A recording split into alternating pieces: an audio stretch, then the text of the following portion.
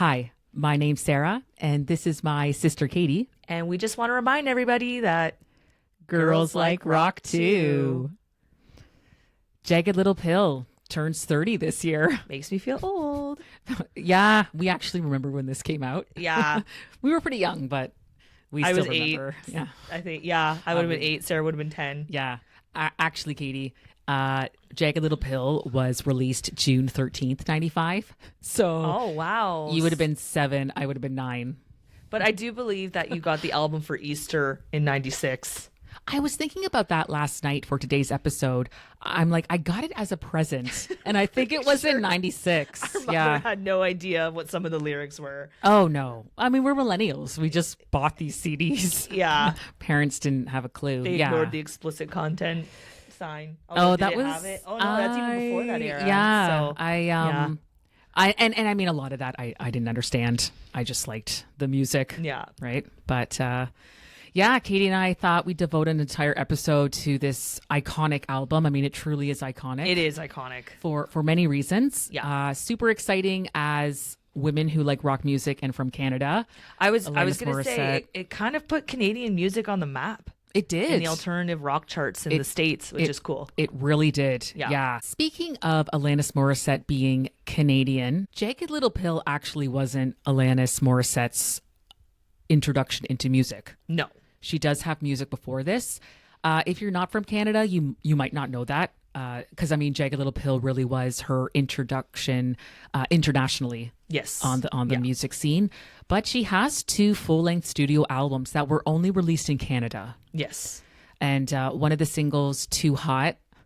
You would know it. If you're of a certain age and you're Canadian, you'll know that song. Yeah. And looking up, it actually made the top 20 charts. Yeah. Like it It's did quite catchy. well. It is. It is. But if you've never listened to it, Google it, watch it on YouTube. It's very different from It's nothing Jagged like Little Jagged Pill. Little Pill. No. Yeah.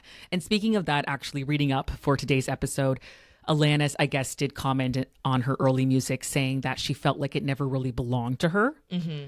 And when you listen to Jagged Little Pill, that you can feel that really belongs to the singer. Yes. Right? Yeah. As opposed to her. Owns it. She owns it. She Yeah, owns she it. And that's what owns makes Jagged it Little Pill. so special. Yeah. And it's very teeny pop, like her previous stuff. Yeah.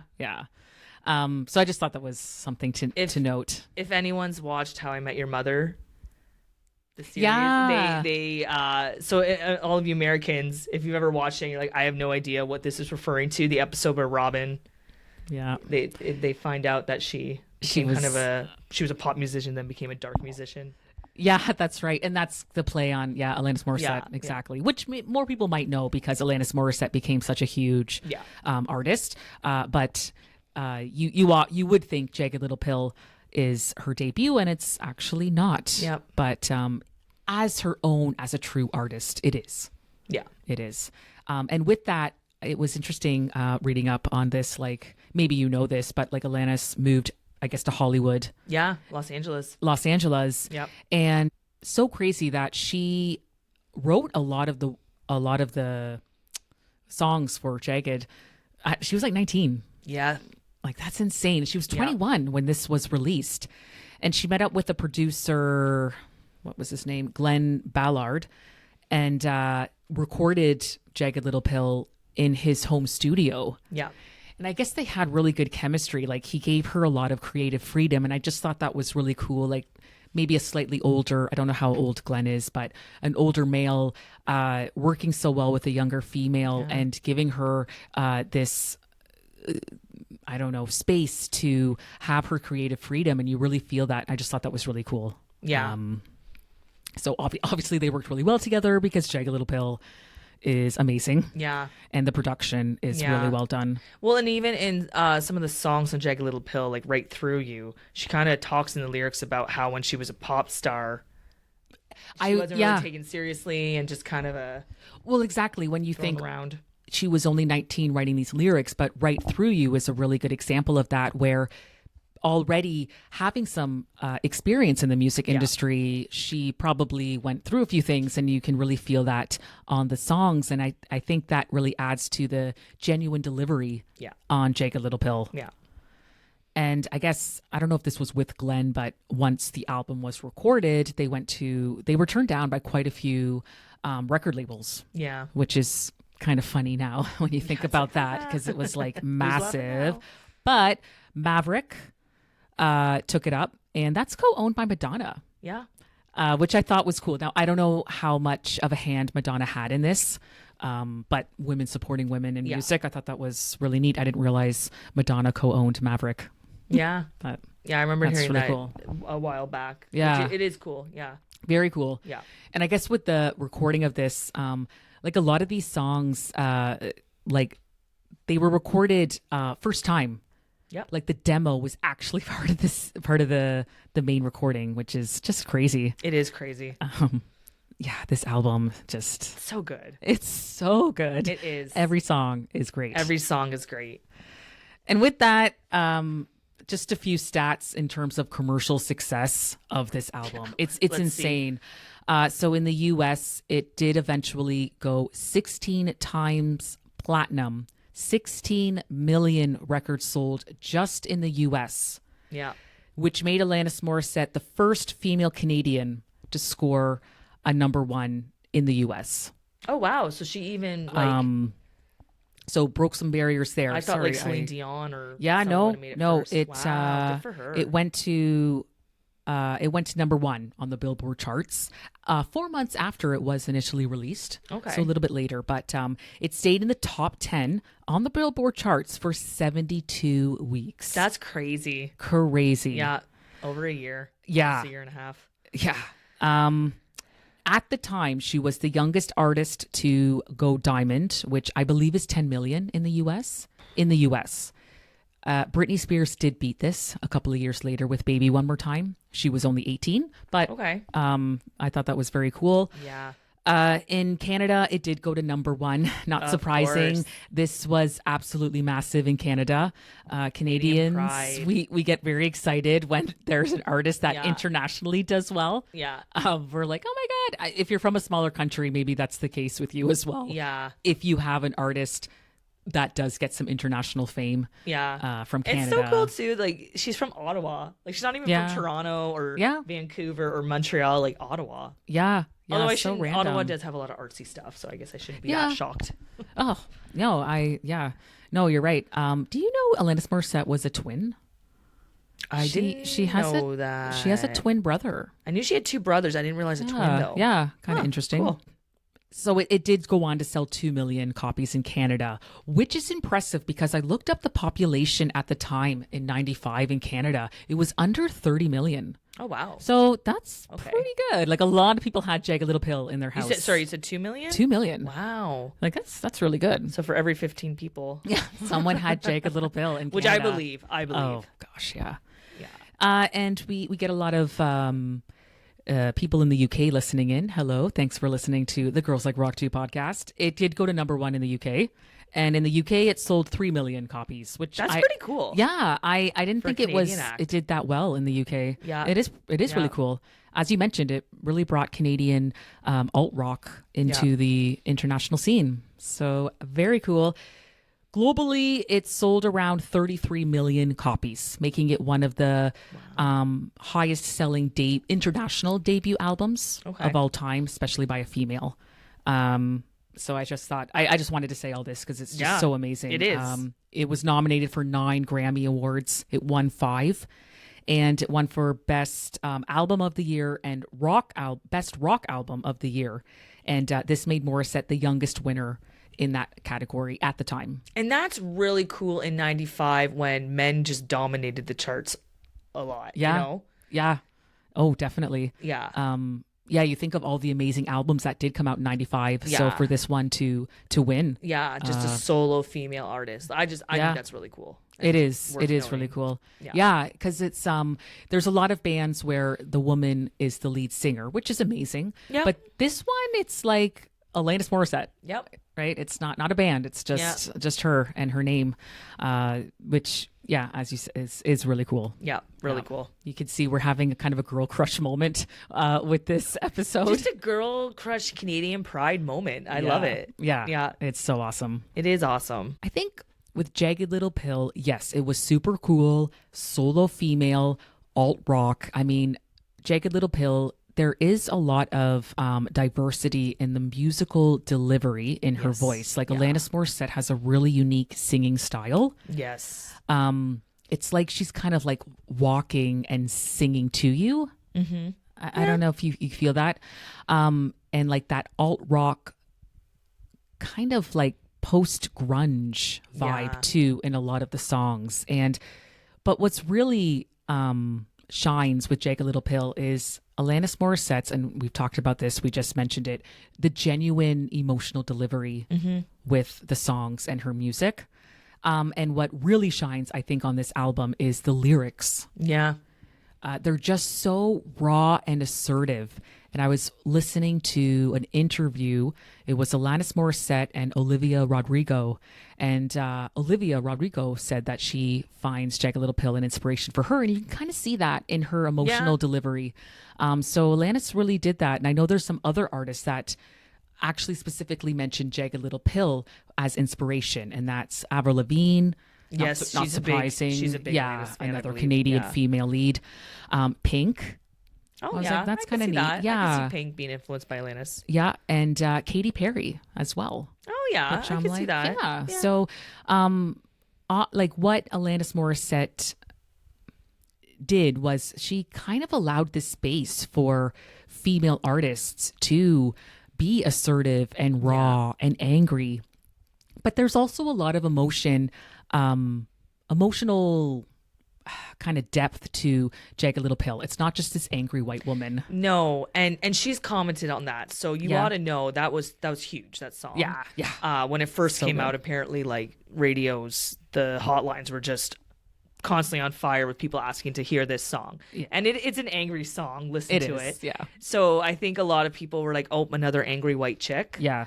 And Alanis has commented in interviews that, okay, yes, you ought to know is angry, but like head over feet. That's like a love song. That's a classic love song. You learn. That's not an angry song. That's like you live life and you learn. And learn from your even mistakes. Hand in My Pocket, I was listening to that on the way here actually, and that's a very, dare I say, calming song. Like It is. And like more of a reflective song too. Very. Like about identity and youth and figuring out yourself. It almost even gives me like Bob Dylan vibes with the harmonica and just the lyrics. It's so funny you mentioned that, Katie, because I was thinking of that Hand in My Pocket.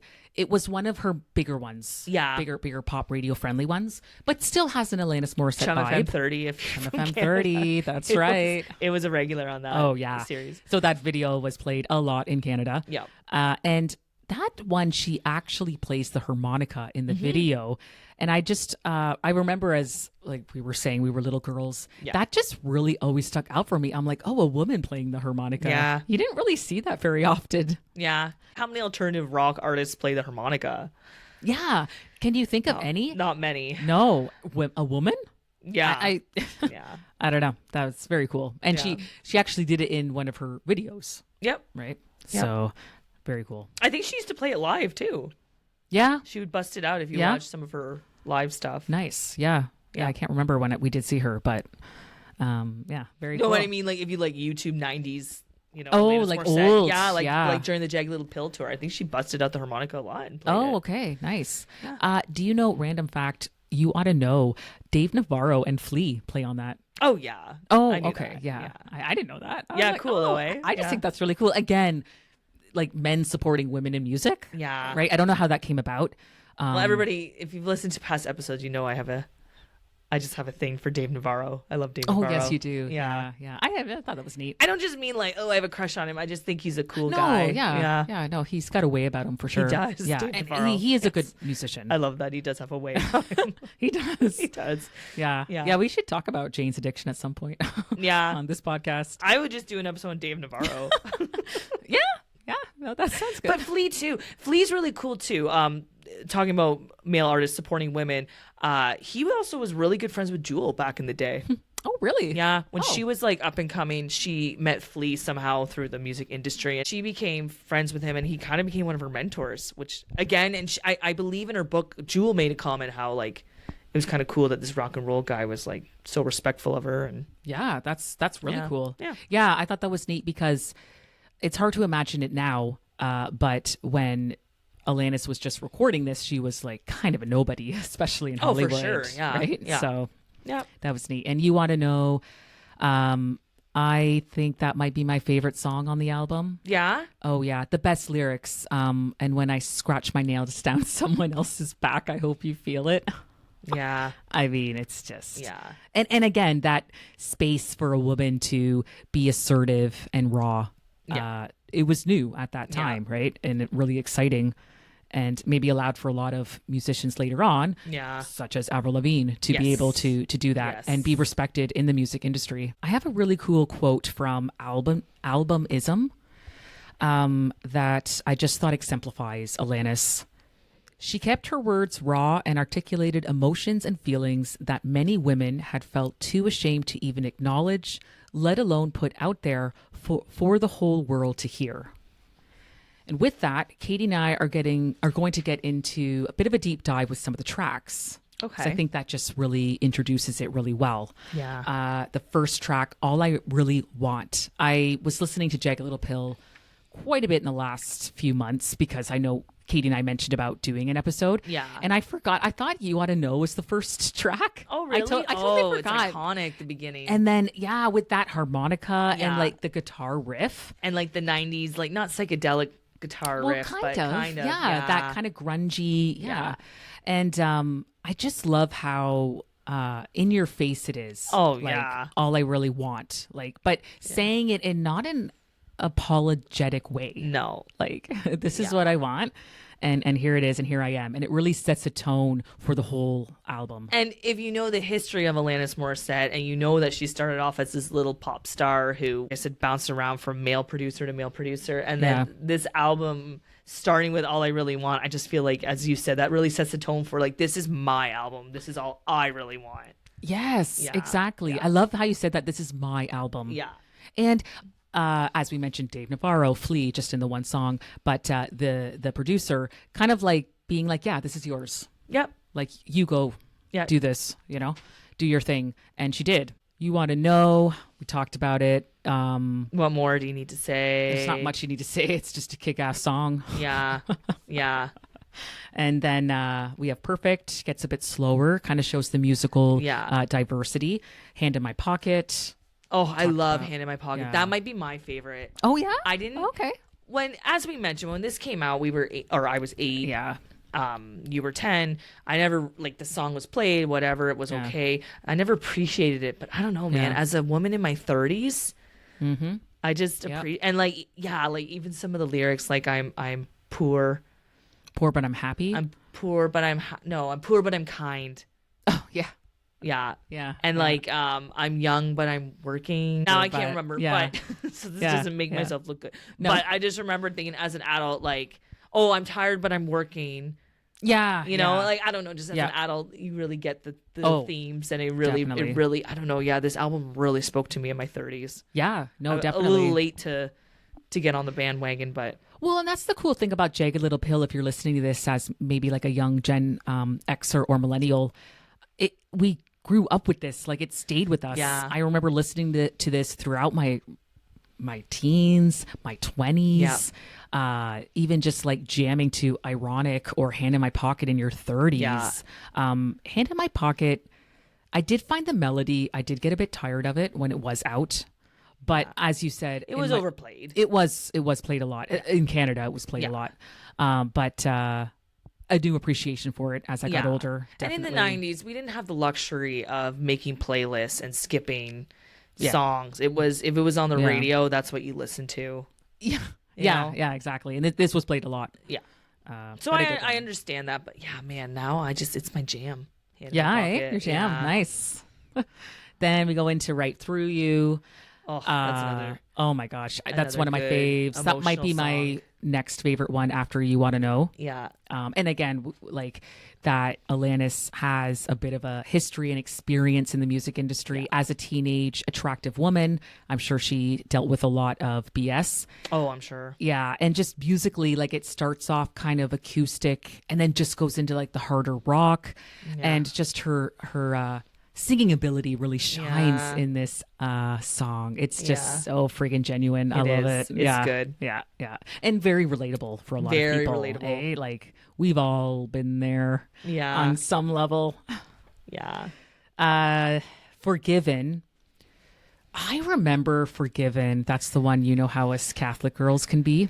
Yes. Yes. Which is my second favorite line from this, after scratching your nails down someone else's back. Yeah. But being older, just thinking about this more, there's like anger, but it's also reflective in its anger. And just song. A young person's just complex relationship with religion. Yeah. Right? Religion, and just growing up and the church and finding your own identity. And I'll share something kind of personal. Katie and I did grow up Catholic, so this really stuck out for me because I was like, wow, a girl talking about being Catholic. Yeah. That just really, you know, maybe for a lot of people, interesting.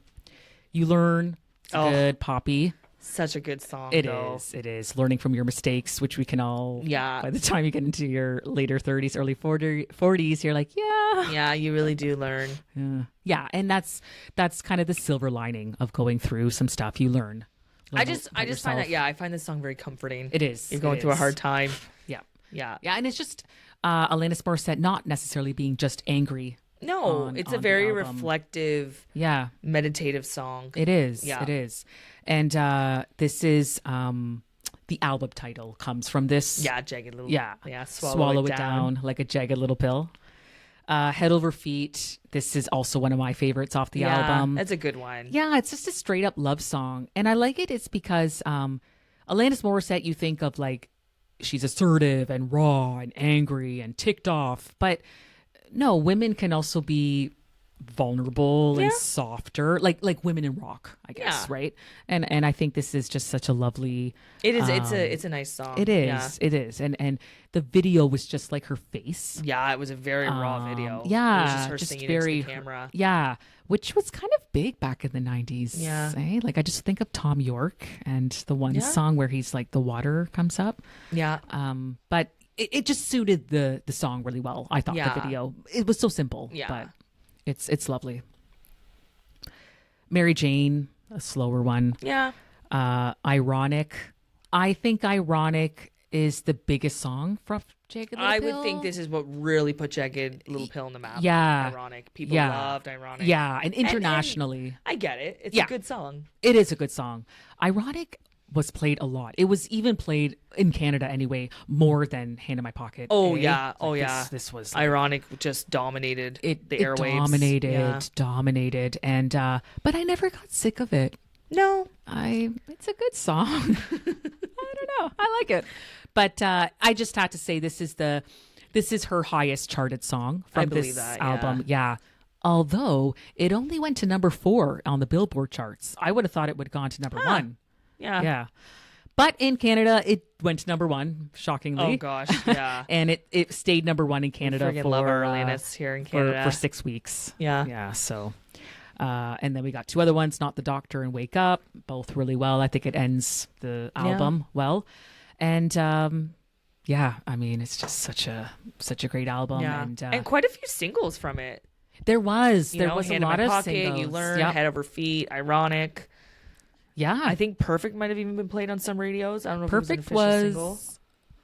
Yeah, maybe. I mean, I feel like it was all played in Canada anyway. Like you said, we loved Jagged Little Pill here. Yeah. But there's a reason. Yeah. I still love it. Yeah. It held up 30 years later. And then 3 years ago, she came out with the tour. Yes. To kind of celebrate Jagged Little Pill. We didn't go together. We went separate. You went Toronto. I went London, Ontario. But I loved the energy. And kind of like when we talked about seeing Oasis back this past summer, just that 90s nostalgia. Yeah.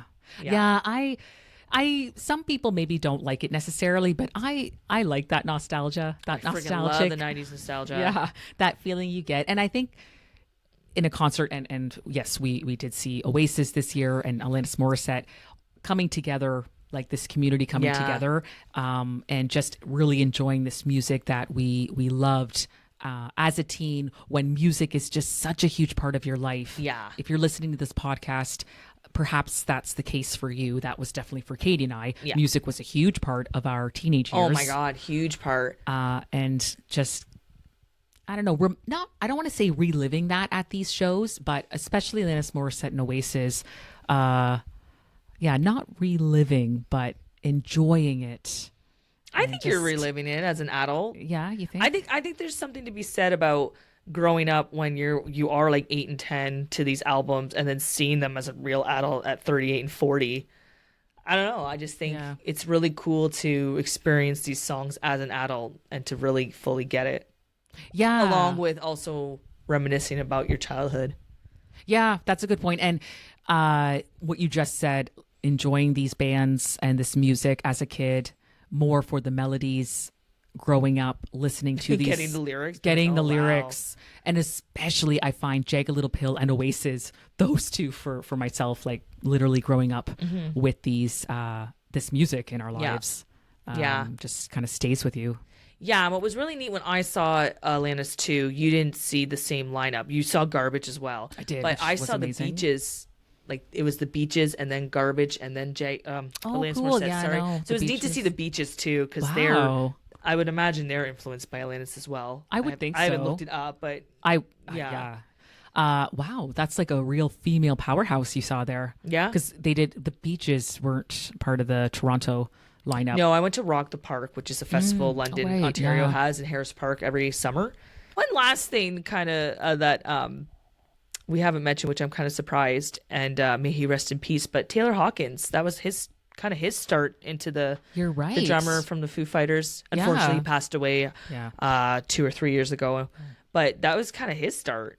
Like he must have been young too when he was in her band. He was in that before Foo Fighters. Yeah. Right? I think he mentioned that once. He was like, it was Alanis Morissette that put me on the map. Oh, for sure. Right? And he's in a few of the videos even. I think. Yeah, he was like in her band. Oh, yeah. Yeah, that's... Yeah, you ought to know. That was cool. him on the drums in that video. Yeah, no, you're totally right. And he toured with Alanis. Yep. And on her huge Jagged Little Pill tour that went on for like... Didn't it go on for like 2 years? Oh, yeah. That was huge. Yeah. Oh, my gosh. Yeah. No, it's a good... I'm glad you mentioned that. Yeah. I don't know if they ended on the best of terms because he left Alanis' band to join the Foo Fighters. But, I mean, I think it ended up being a good move for him. But for sure. Yeah. Yeah. Wow. But yeah, kind of cool. That is cool. Yeah. Yeah. Well, with that, Jagged Little Pill. Put it on if it's been a while for you. It's one of those where I've been listening to it on my commutes to work in order, and it's got a great flow. It does. It does have a great flow. So you gotta put it on, beginning to end, in the order. Yeah, it's really great. It is. Katie and I want to say a huge thank you for listening. We really appreciate your time with us, your comments, your likes, your subscriptions. Thank you. We hope you enjoy these conversations as much as we enjoy putting this podcast together. Yeah. We post a new full episode every other Friday. The podcast is currently available on YouTube and Spotify. And we just want to remind everybody that girls like rock too. And don't forget to hit subscribe.